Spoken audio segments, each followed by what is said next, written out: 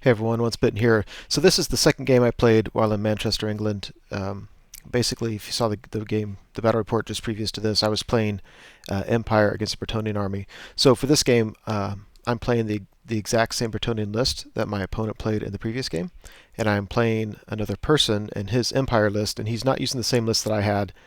He has his own list that he's preparing for a tournament. So 2,400 points, Bretonnia versus Empire. So he's got on the far right a steam tank and then a big unit of inner circle knights. It looks like there's 13 of them. And he's got a warrior priest in there. In with an archer detachment, he's got a level 1 fire wizard. Then he's got something around 40 great swords. And in with him, he's got two characters. One is his battle standard bearer. I don't remember what he has, except for I think he's just survivable. So my guess is he has like a 1 or 2 up rerollable armor save. Then the front row left, he's got it's either a warrior priest or an archlector, and I just don't remember, and it doesn't really matter. But anyway, he's got him there, and then there's another archer detachment behind him, and with them he's got a wizard lore. He's using Lore of Heavens, and I know he has a scroll in his list. I'm not sure if it's the Fire Wizard or the Heavens Wizard, but one of them has a scroll, and then if the other one has something else, I just don't remember because it wasn't that significant. He's got 4 demigryphs, he's got a cannon on the hill, and then another small unit of knights with, I believe, great weapons. Yeah, they have great weapons. So, alright, so starting on the left, put my peg knights over here to try to go after his cannon. I've got a trebuchet. I've got 9 grail knights, and I put the prophetess in with them. I like that because, one, it gives them magic resistance, and if anybody's going to get that, I'd like that to be the grail knights. And 2, it just kind of, by her taking up that slot, it actually pushes another guy out where he gets an extra attack on the charge. So I really like putting prophecies with them. And remember, she has Lore of Life, and so she can regrow stuff, which is nice.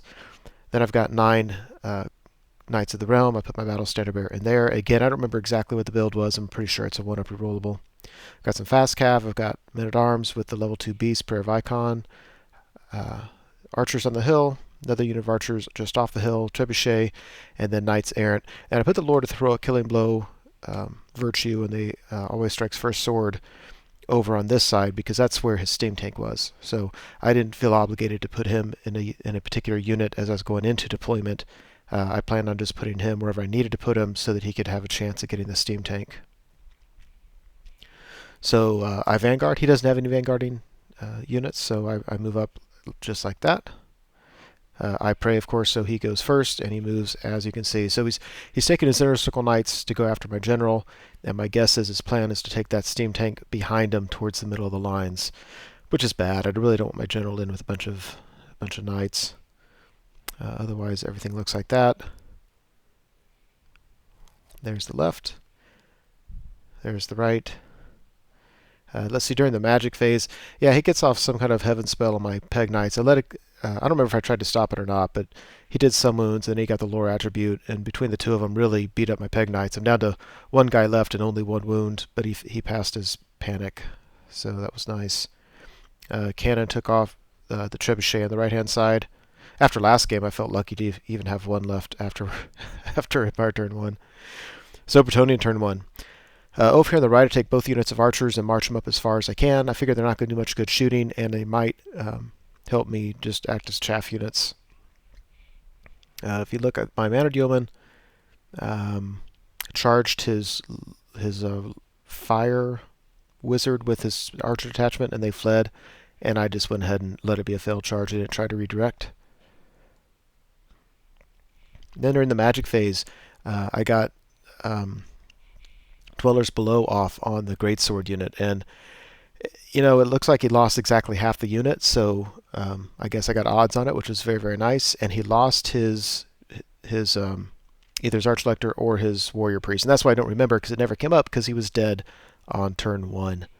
So certainly didn't devastate it, but at the same time it made that greatsword unit much more manageable. 40 great swords is hard to shift. 20 now they're more manageable. And in the process, I got that was Irresistible Force. I got the miscast result where all of my spellcasters took a strength 10 hit. So it wounded my Lore of Life, and my Lore of Beast one, we rolled a 1 to wound. So didn't do anything to her. And of course, this doesn't bother me because she's protected for a while, and through the Lore of Life attribute, I can get that wound back. So Empire turn 2. Overall, the board looks like this. You can see he brought the steam tank behind his Inner Circle Knights. And you look on the left, he had a big charge by his Demigryph Knights into the Knight of the Realm Battle Standard Bearers unit. I am really not sweating that charge at all. I think Demigryphs do great against infantry. Against my guys, I'm going to have a 4-up armor save and then a 5-up ward. Even if he wins combat, I'm going to be steadfast. And then I'm almost certainly going to stick and then be able to countercharge with Grail Knights. So I'm not sure what a better move would have been, but this one, when he did it, I know that I wasn't worried about it. Over here, took the Inner Circle Knights, charged my general's unit. I think I positioned it such that he needed an 11, and he went for it anyway and did not get it. And that was really good, because had he gotten it, I would have lost my general and that whole unit. So it looks like that. Over here on the left, his cannon takes care of my other trebuchet, so we're done with those. And after combat, yeah, I don't think he killed any knights. I mean, just absolutely fluffed it. Either he fluffed it and or I made just a lot of saves. So he came in, it was a big pillow fight, and whoever won or lost, we all stuck. So it looks like that. So we go to Bretonnia turn 2. So Grail Knights charge into the Demigryphs, and that is not going to be good for the Demigryphs. I took the damsel out of the men-at-arms and then marched them up as far as possible so they could try to block up the great swords.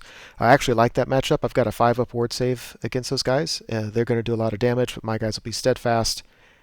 And over time, I like trading wounds. Even if I'm trading 2 for 1, I'd be happy to do that.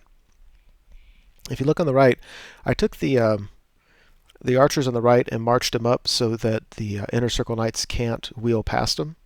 So if he wants to charge the archers, that's fine with me. I didn't want him to be able to charge my general's unit.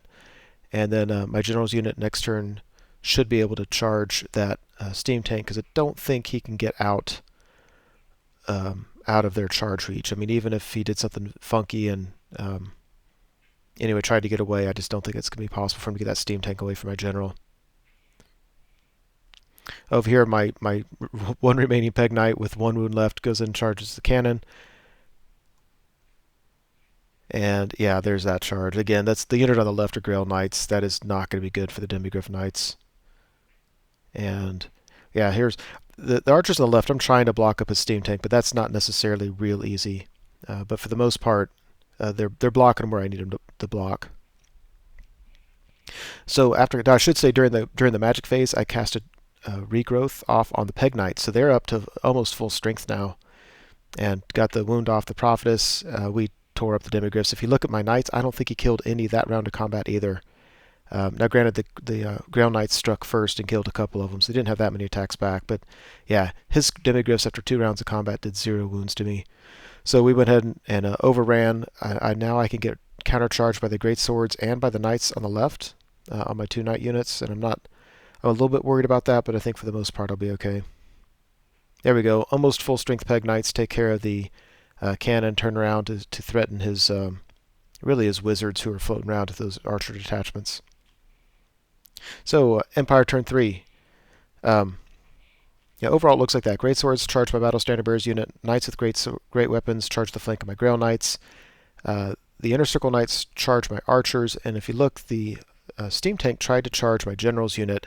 I think he realized that he wasn't going to be able to get away from my general, and so he's hoping to get the impact hits, and he just wasn't quite able to get the distance.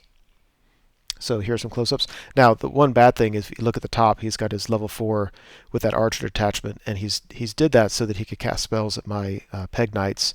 But if he doesn't take care of my Peg Knights, I'm going to be able to charge him, and that's going to cost him a level 4. There's a steam tank. Yeah, it didn't. I don't know how much he needed and what he rolled, but obviously he was an inch away from getting my guys. After combat, yeah, Inner Circle Knights took care of my archer bowman. I've got like 1 of them left, and he just reformed.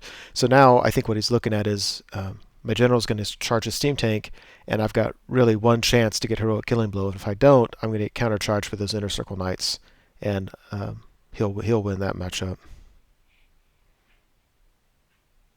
Yeah, so there's that. I think this is after combat, and I'm missing 2 knights, which I feel isn't too bad. I'm not doing too many wounds to him.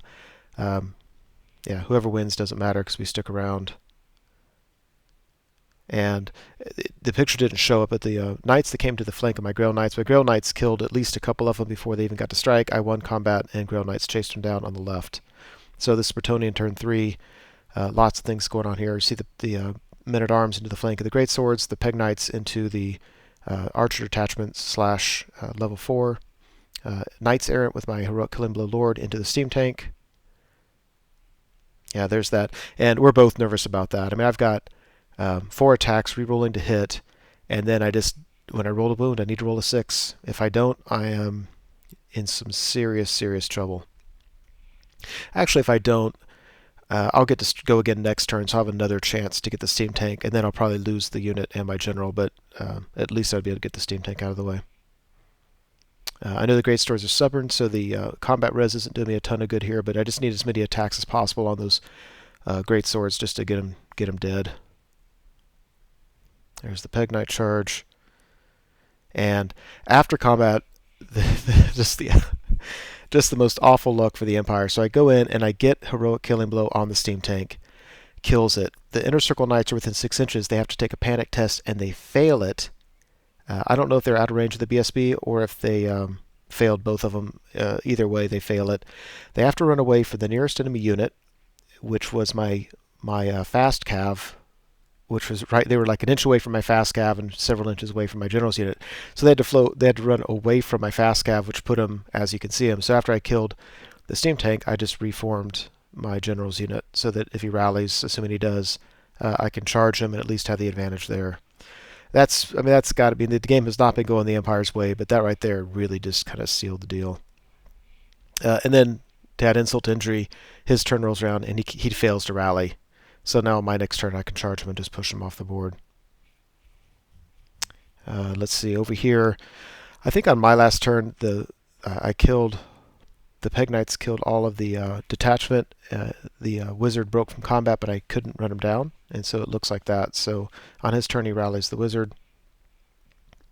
The fire wizard kills a few Knights Errant. Doesn't matter. Let's see, over here, on my last turn, the Grail Knights were able to come back around, so here we're just fighting this grinding this out. His Great Swords are actually doing a pretty good job on my Knights of the Realm. So, but again, I've got a level 4 life who can cast Regrowth and get my Knights back. So, Bretonnian turn 4. Basically, at this point, we did the declare charges and move chargers, and after that, we just called it because just everything happened that needed to happen. I charged his Knights, pushed them off the table. My Peg Knights jump over his level 4 to charge this unit. This is level 1 with his detachment. He sticks because if he runs, he's going to run off the table. My archers charge his level 4. He flees, and my archers catch him, so they kill him. And then my Grail Knights are able to charge into the rear of the Great Swords, and there's just really no reason to go from here. I mean, I'm going to absolutely destroy those Great Swords. Probably kill them all. And we decided just to call the game at that. So, yeah, just a really, really unfortunate game for the Empire there. I mean, me getting Dwellers Below off and taking his Great Swords in half really helped. Although, even if his Great Swords had 20 more models, if everything else worked out the same, I'm still not sure they would have been in a great position here. But his Inner Circle Knights failing their panic was just brutal. Just a lot of bad things. So, yeah, score 1 for Bretonnia. That's it. Hope you enjoyed it.